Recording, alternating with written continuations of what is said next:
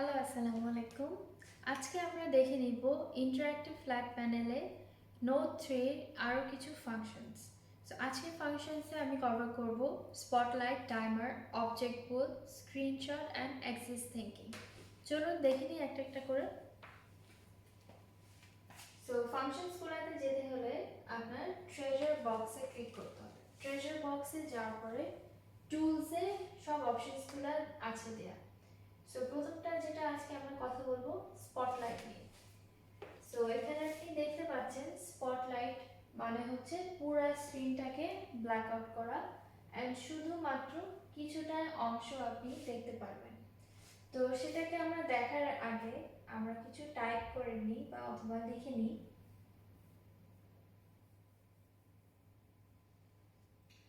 এখন আমরা দেখে নিব কিভাবে স্পটলাইটটা ইউজ করা যায়।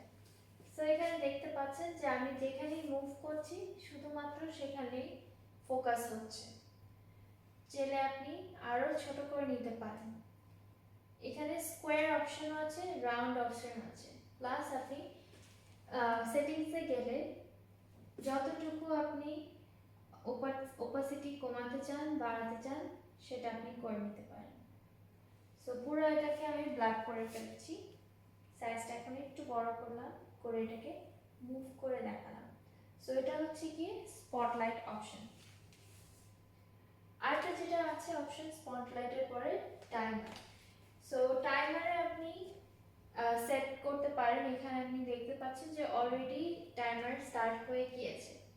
সো আপনি এটাকে অন করে রাখতে পারেন দেখার জন্য যে ক্লাস কতক্ষণ কন্ডাক্ট হয়। এটাকে আরেকটু বড় করে রাখতে চাইলে করে রাখতে পারেন।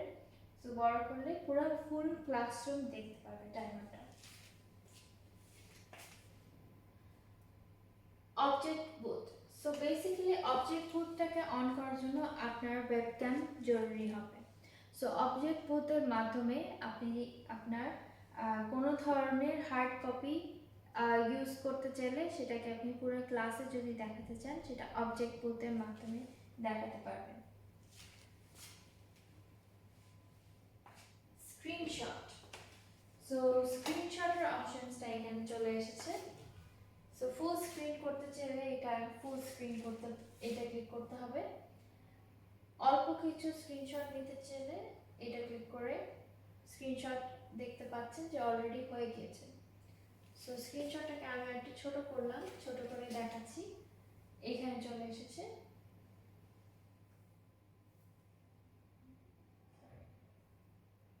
এখানে দেখতে পাচ্ছেন যে স্ক্রিনশটটা হয়ে গিয়েছে।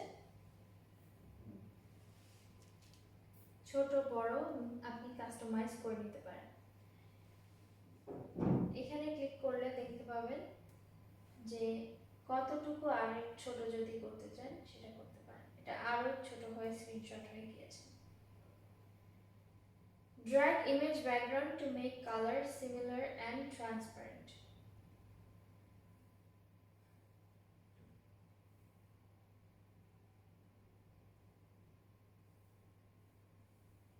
এখানে আরো কিছু স্ক্রিনশট আগে আমি করে ফেলেছি, সো সেটা আমি ডিলিট করে দিলাম।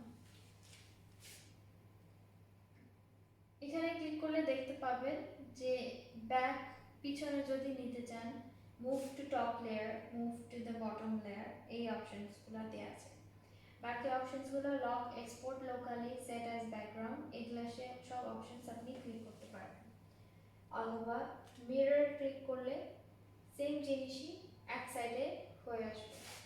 আবার ক্লিক করলে ডিফারেন্ট সাইডে চলে ডিফারেন্ট সাইডে চলে আসবে। এখন যে অপশনসটা আমি দেখব সেটা হচ্ছে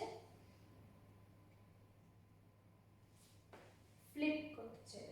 সো ফ্লিপ করলেও সেম ডিফারেন্ট ভাবে ফ্লিপ হবে। তারপর আসছে শেয়ার, মানে পুরোটা আমি কাট করে ফেললাম, ডিলিট করে ফেললাম।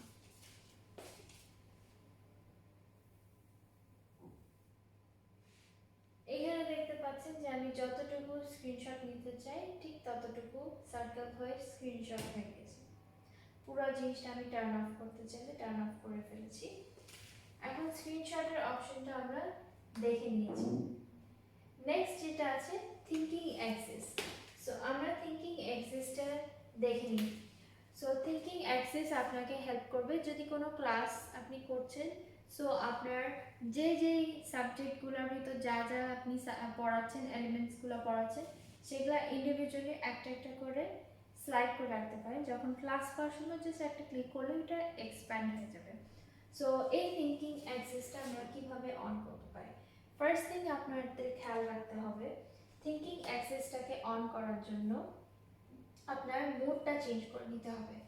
মোড টিচিং থেকে প্রিপারেশন মোডে চলে আসতে হবে। সো প্রিপারেশন মোড আসলেই আপনি থিঙ্কিং অ্যাক্সিসটা ব্যবহার করতে পারবেন। সো আমি থিঙ্কিং অ্যাক্সিসটা ক্লিক করলাম, এখানে দেখতে পাচ্ছেন একটা লম্বা একটা লাইন চলে এসেছে। সো এই লাইনের উপরে আমার সব এলিমেন্টসগুলো আমি একটা একটা করে ইনসার্ট করতে পারবো। এখানে দেখতে পাচ্ছেন একটা প্লাস সাইন দেয়া, প্লাস সাইন ক্লিক করলে আপনি যে কোনো ভিডিও বা পিকচার অ্যাড করে নিতে পারেন। এখানে দেখতে পাচ্ছেন অলরেডি অ্যাডেড। প্লাস আপনি যদি আরও বেশি আপনার সাবজেক্ট অ্যাড করতে চান, সেক্ষেত্রে আপনি প্লাস ক্লিক করে বড়টা ক্লিক করলে বড়টা চলে আসবে, অথবা ছোটটা ক্লিক করলে ছোটটা চলে আসবে। সো ডিফারেন্ট আপনার অ্যাড করে নিতে পারেন। এখানে আপনি কন্টেন্টস অ্যাড করতে চাইলে সেটাও করে নিতে পারবেন।